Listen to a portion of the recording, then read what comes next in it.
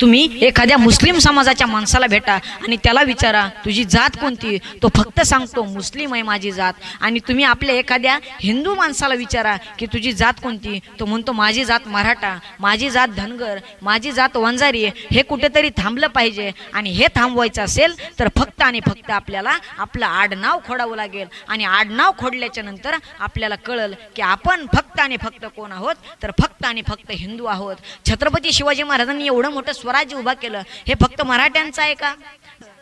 हे जर फक्त मराठ्यांचं स्वराज्य असतं तर एवढं मोठं निर्माण झालं नसतं. आणि तुम्हाला जर वाटत असेल की आपल्याला सुद्धा चांगलं सुशिक्षित बनायचं आहे, तर परत एकदा जात या नावाची गोष्ट आपल्यातून खोडून टाकावं लागेल. आणि जात या नावाची गोष्ट जर तुम्ही आपल्यातून खोडून टाकली तर आपल्याला कोणी काहीच बोलू शकत नाही.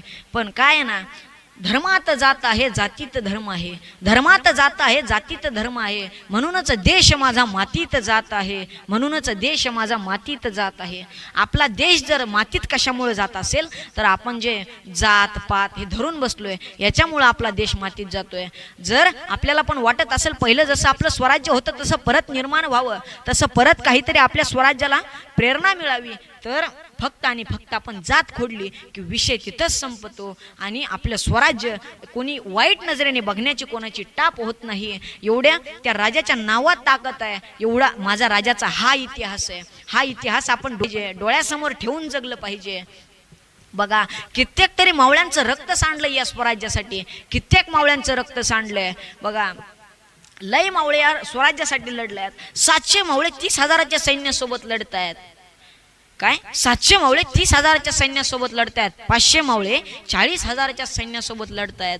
हे कुठंतरी हे कशासाठी केलंय? तुमच्या माझ्यासाठीच केलंय ना. आणि हे जर आपल्याला टिकून ठेवायचं असेल, आपलं वर्चस्व जर आपल्याला टिकून ठेवायचं असेल, तर आपण आपले जे भांडणं करतो ते भांडणं थांबले पाहिजे. आणि ते जर भांडणं थांबले तर आपल्याला कोणीच काही बोलू शकत नाही. बघा.